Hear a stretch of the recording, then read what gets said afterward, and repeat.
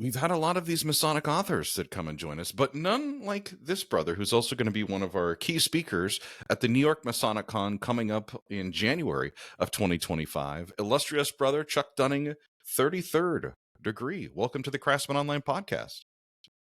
Thank you, Brother Michael. It's a real pleasure to be here with you tonight. I was telling you before we got started, it's a pleasure for me because you're one of the authors. I own one of your books. I was able to lend it out to a brother that's always, seeking a little bit of light. And it's just one of those things where I'm like looking at the name and the face across the screen. And I've been, reading your books for years now and have been enjoying them, I'm sure, as many brothers. So seriously, the pleasure is all ours. Well, that's nice to hear. Thank you. I mean, the greatest compliment to me about anything that I write is that it's useful. Entertaining is important, informative is important, but useful is the thing that's most important to me. Yeah, no, I completely agree. And on this episode, we're going to be diving into the heart of the craft. We'll be talking about some areas you specialize in: compassion, gratitude and Freemasonry, psychology, and contemplative practice, which is also kind of the theme of the presentation we'll be giving at the New York Masonic Con. It's pretty safe to say, just looking over your work, that this is your life. This is what you do. Professionally, you're a therapist. You are an adjunct faculty member at TCU. Masonically, we all know the accomplishments that you've had through the craft. Can you kind of tell me how your unique life path was able to bring these two passions to work together? It's very rare when you have somebody that's got a personal development interest, and that also coincides with professional research. Yeah, it is. It is unusual, and I'm very fortunate in that regard. I'll kind of go back to a period of my life in my early 20s when I had bombed out of college and was really struggling, and I had decided that I would, try some different things, and I finally wound up working in construction as an electrical apprentice. And I got injured on the job, and I wound up having to have back surgery, and I had to spend a lot of time in reflection and introspection about where I was going with my life, what I was doing. I wasn't really happy at all by any means, but I was trying to make ends meet. And what I realized through the help of a counselor, through the help of a therapist, is that I had and still have an intense interest in, why people are the way they are and how they can become what they want to become. And that was directly related to my own struggles with identity and figuring out who I was and where I was going with my life. And something that I think we can all relate to some degree, but for me, it was a focal point. I mean, like a big focal point that connected with everything in my life. And by the time I was through working with my counselor, what I realized is that I had an interest in psychology on the one hand, and in philosophy on another hand, and in spirituality on yet another hand. And I started thinking, how can I combine these things? How can I bring all of these things together? Because they have some natural intersections, of course. And I wound up majoring in psychology, minoring in philosophy for my bachelor's degree, and then I went on to get a graduate degree in counselor education. And as I was defining my turf, so to speak, my identity as a professional in the mental health field, I was also continuing to pursue my interest in philosophical and spiritual things. And I had found in one of my philosophy teachers a really good mentor. His name was John Miller. I'm looking at his picture right now. And he helped me begin to use contemplative practice as a way for exploring the depths of myself in a new way, the depths of philosophy and spirituality in a new way. And that was also a time when people were just starting to look at how contemplative practice might be valuable in a therapeutic setting. And so it was a natural opportunity for me to combine all of these interests. And that's what I did. And when I became a Freemason, I saw lots of intersections with things that our ritual says. And it's just all been they've all been interlocking puzzle pieces for me. Mm. That's the part I'm interested in, because I have a tradition that I start. This is my year in the east of my lodge here in DC, and before we open, I'll say, brothers, join me for a moment of introspection and reflection. We'll play some Zen music, have a little speaker in the studio. We dim the lights, or in the studio, in the temple. Sorry, That's all forgetting right. where I am. And the first time I did it was during our warden's night last year, and I thought for sure I was going to get giggles and it wasn't going to be very well received by the members. And I was, very nervous, of course, getting ready for my first time, running the lodge as the senior warden that evening. But what I found was I looked around the room with like one eye open, and everybody else was like engaged in this. I was like, well, this is cool. So we can safely do this, this year in my time in the East, and we start every meeting that way. You had mentioned and I don't want to put all of the focus of this episode on, in the ritual it says this, and how does that apply to contemplative practices, but how would you suggest that to today's busy modern Mason who's trying to carve out that time, that can't do the meditation apps or can't do, just a few minutes of quiet? Like, how can they practice this and really kind of help shape their thoughts and their mind? Yeah. So I love the fact that you've put your finger on the very real world concerns. I mean, we live in a society that has us pretty busy all the time already, with lots of expectation and pressure to perform in different ways. And what we don't want is for contemplative practice to become another one of those things that's a box we have to check off, with lots of pressure associated with it, because then that's just counterproductive. So what I would say is, anytime that you're reflecting on what the ritual says, trying not just to remember it, but to understand it and how it might be relevant to your life, you're being contemplative in that moment. Add to that a kind of reverent, prayerful attitude, and you're being even more contemplative. And these things don't have to be scheduled. I think most of us who become well versed in the ritual to some degree, whether it's because we have to go through a catechism of proficiency, or whether it's because we're learning the ritual to take offices or whatever, we become versed in the ritual and we find that it just kind of pops into our head sometimes. Those are great moments to just take advantage of that little moment, to let it sink in, ponder it for a moment, and then move on. Mm. Um, that's a really good starting point. Compassion is another big theme in your written work, and of course, it's going to be one of the focus subjects in your presentation at the New York Masonic Con coming up January of 2025. The details on how to get tickets and just be a part of this event are going to be in the notes for this podcast episode. Just open that up in your player. You'll see it right there, a nice little link. It's also taught throughout Freemasonry. Compassion is just woven into our fabric. We Yeah. talk a lot about the rough and the perfect ashlar, the level, the all-seeing eye. These are all symbols and parts that, brothers and those in the know exactly where I'm going. We're also told to practice charity and provide relief. But the term compassion, especially during the time that this episode is coming out in what is now basically a divided country, how do you define it? And what do you consider the basic forms of compassion today? Yeah. So I like to look at the etymology of the word itself, and compassion literally means to suffer with. It means to have a degree of empathy for other people's pain and suffering, that you actually feel it.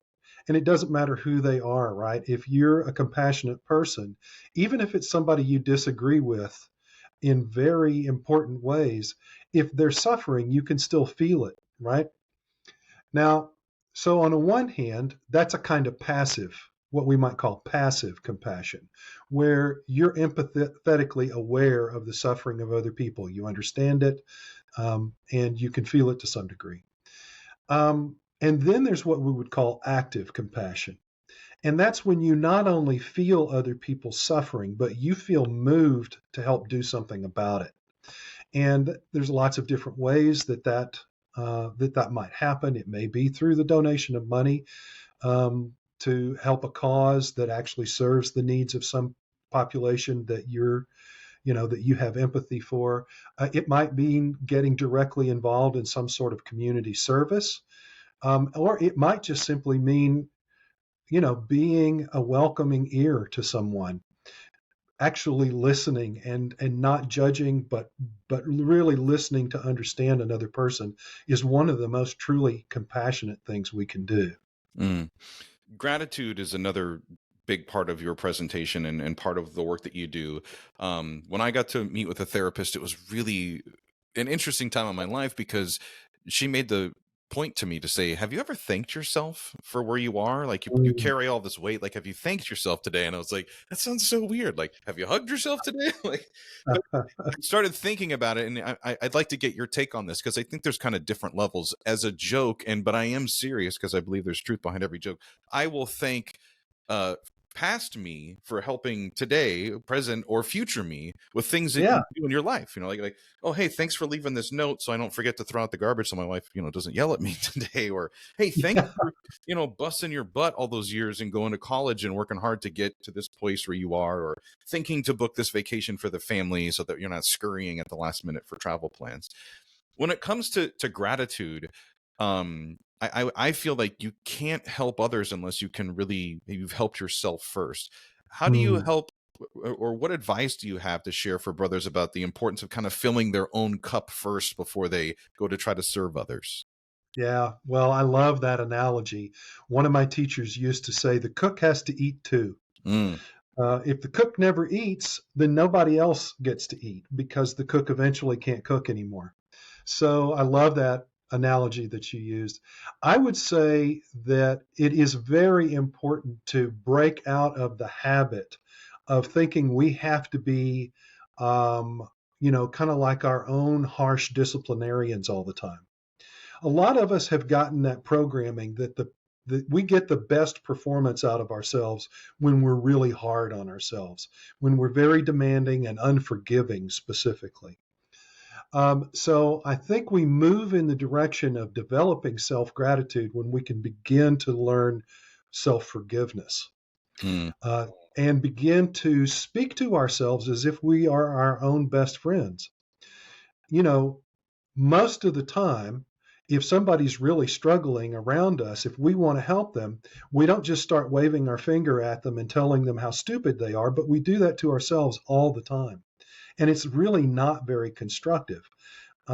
It's often, in fact, counterproductive. It sets us up for continued negativity. And that messes with our perception of reality. It messes with our ability to choose options that might be different than we have in the past. And so beginning to catch that's actually a kind of mindfulness, which is a real popular term in contemplative circles and certainly in pop culture now. But that constant awareness of myself, how am I talking to myself? Is it a positive self talk, or am I being really harsh on myself? And then once you start talking more positively to yourself, you can be grateful for that. Thank you. So I don't hug myself, but sometimes I do pat myself on the chest like this hmm. as an active way of saying, Chuck, I'm really thankful that you did that. Good job. Thank you for doing that. It's so interesting you say that. One of my favorite podcast folks to listen to is Coach Bennett. He's part of the Nike Running Club, so I may not look like it, Mm. but I do run. And it's my me time every morning. I feel very incomplete if I don't get a chance to go out and log a Ah, couple miles. There's just nothing better than being the first to see the sun come up and having that mm, time.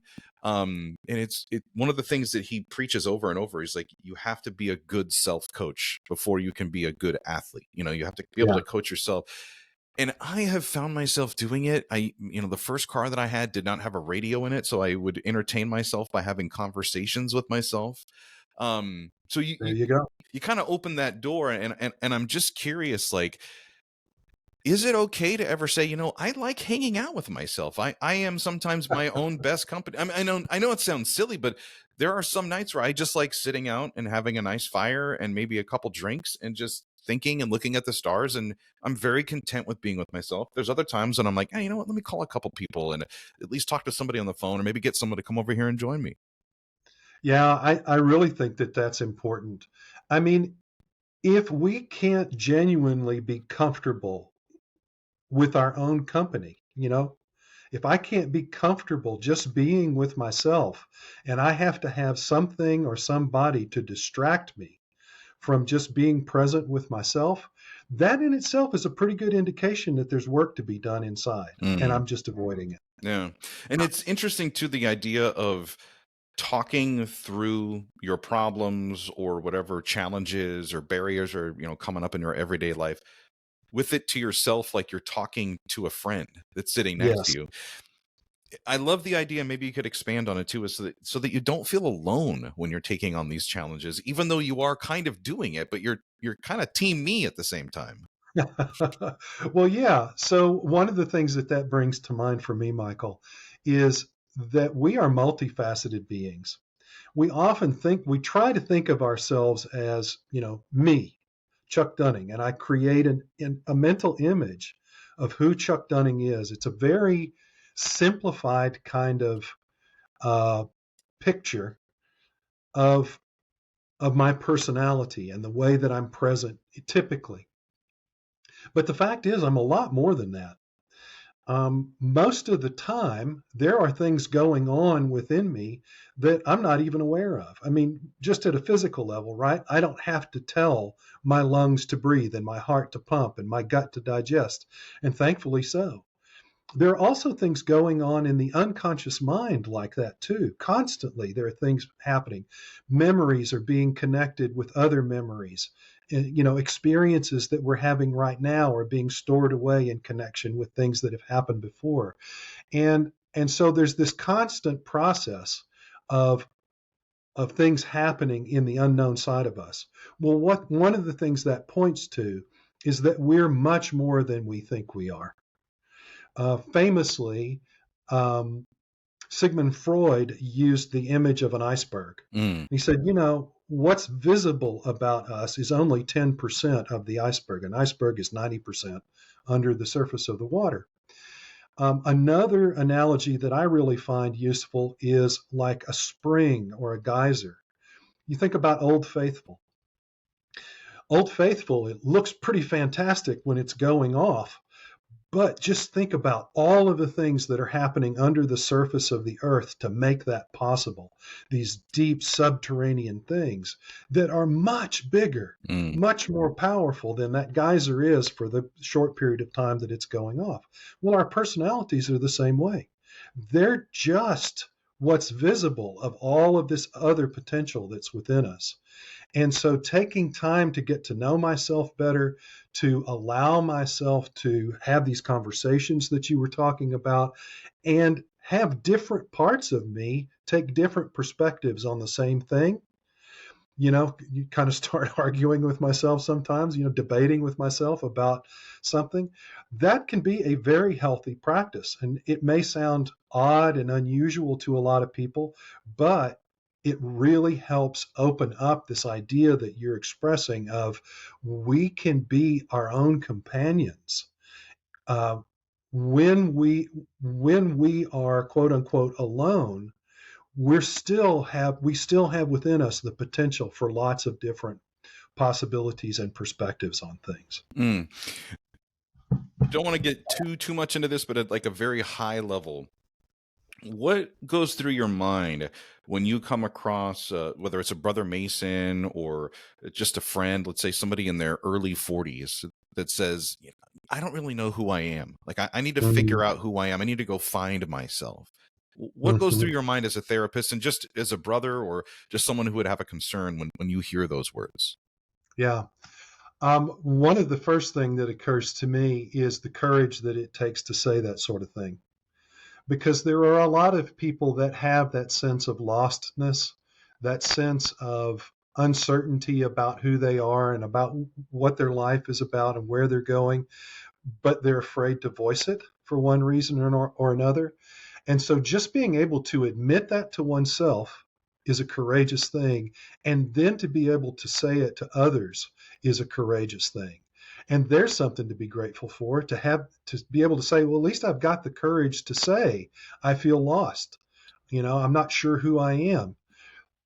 Well, that's wonderful. Here's one thing you can say you're courageous. Mm-hmm. Very true. Very true. We're talking with Worshipful Brother Chuck Dunning. He's an illustrious 33rd degree Mason as well. He'll be one of our speakers at the New York Masonicon, the first ever event we'll be doing in New York City at the Grand Lodge building in January of 2025. The details for tickets and how to be there, we got a great hotel package, a ton of entertainment, is all in the notes for this episode. Brother Chuck's new book is called The Mystic Tie and the Way of Oneness, Masonry's Mystical Quest for Unity, Wholeness, and Harmony. And we'll make sure the link is also there in the notes for the episode to get a copy of that. I'd like for you to open up the book a little bit and expand on this, because you begin to discuss the idea of how our ancients examined contemplation. And we like to trace Freemasonry back to those ancient days and exploring those mysteries. So did you find any connections between those two, or is there anything you can share about that? Yeah, I mean, Masons have been doing some sort of contemplative practice basically as long as we've been around. And even before what we would call accepted or speculative Masonry was a thing. Um, so, for example, in the Shaw Statutes of 1599 in Scotland, we're told that every apprentice and fellowcraft would be tested in the art of memory. Well, this was not just rote memorization, which rote memorization in itself can be kind of a contemplative practice, but the art of memory, that specific term, back in that time meant a much more involved process. It really was about connecting memory with three-dimensional space. We talk a lot, maybe some of your viewers are familiar with the term of a memory palace or a memory castle, Mm-hmm. that sort of thing. The idea that we can associate ideas with specific locations and objects in space. Well, one of the things that the operative Masons were apparently doing was connecting specific ideas with the structure of King Solomon's temple, perhaps even a lodge room. And that definitely then developed into speculative and accepted Masonry, where we have all of this rich symbolism associated with specific places in a lodge room. I mean, if you say to most brothers, tell me about um, tell me about the trowel, the symbolism of the trowel, they will remember where they were standing when they received the trowel, Mm. and the brother standing there giving them that instruction. And so that connection with three-dimensional space is really important. There's a lot more about the art of memory than that, but that's an example. There are other things too. I mean, contemplative practices have existed for a long time in the West. Different forms of prayer. Most of us have just been raised with this idea of prayer kind of being something where we're talking to God and maybe asking for assistance in some way. But there are other kinds of prayer, and those have been practiced for a long time in the West. And then also some of the contemplative practices that would have been associated with things like Kabbalah. We know that the early non-operative Masons that came in and became accepted Masons were not only interested in what operative Masons were doing with the art of memory, they were also interested in what Kabbalists were doing with all of their symbolism and how they were using their consciousness to go deeper into their understandings of Scripture, for example. Mm. So there's a rich tradition of this, a rich heritage of this, but along the way, as we have shifted our focus more and more towards the fraternal side of things, a lot of that stuff got lost. And it didn't take long, by the way. By the time we were into the 1700s and certainly into the 1800s, most of your rank and file Masons probably didn't know about this stuff anymore. Hmm. Interesting. One of the symbols that you've written a great deal on, and it's one of my favorite Masonic symbols as well, is the point within a circle. It was one of the first pieces of our ritual that like really connected with me, and it was the first Masonic rabbit hole that I ever chased down myself. What I love about it is that it is one of the oldest symbols I think known to man, and it has Yes. almost infinite meanings. Um, Yeah. so I'd like to get your take and kind of share it with our listener on what you've learned about the point within a circle, especially kind of examining it through that, contemplative lens. Yeah.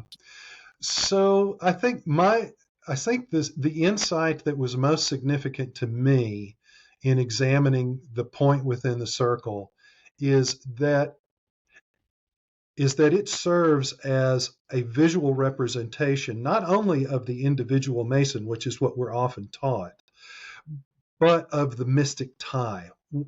That language, that wording that was apparently created by Robert Burns.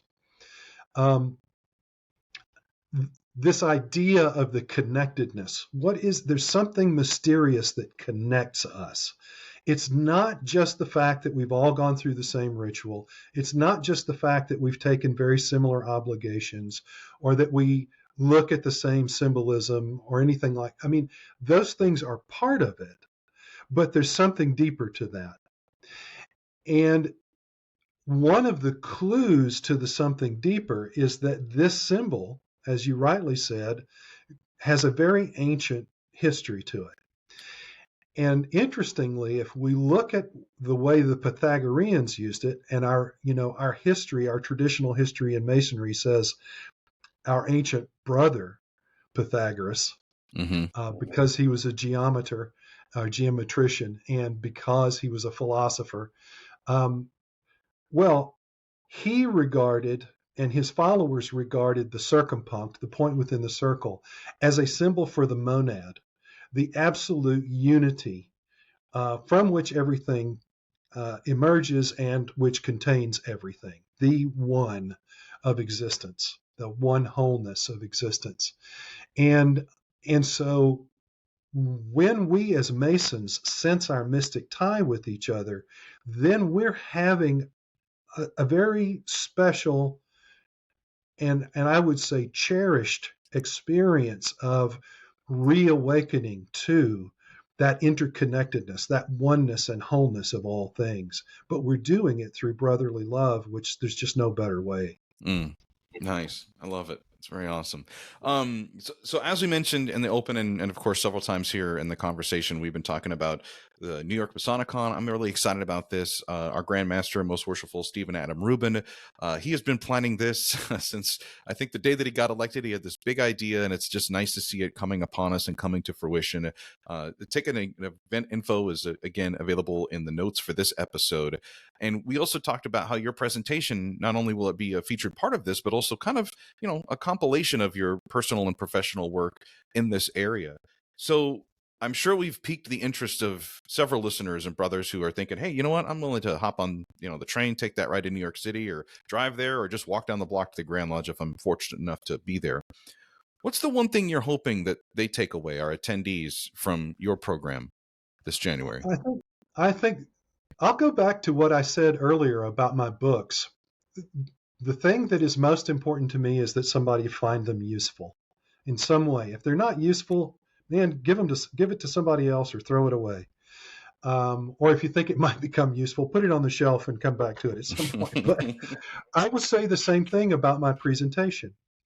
I'm not only going to be talking about the theory of gratitude and compassion and contemplative practice.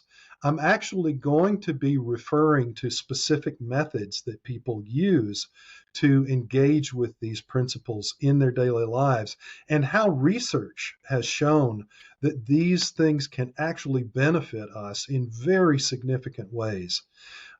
So it won't just be theoretical, but there'll be a practical side to this as well. Nice. Well, if there's an opportunity for us to get T-shirts, I want to be there to sell them. Have you hugged yourself today? I love it. Yeah. I think we got an opportunity there. Worshipful Brother Chuck Dunning, honestly, such a pleasure. I have seen your name. I have seen your videos of you speaking at other events. I'm so happy to know that you'll be at ours in New York City, but of course, to have you here on the Craftsmen Online podcast, many thanks.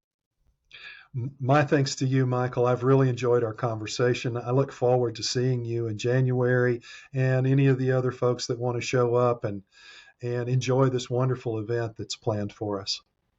Awesome.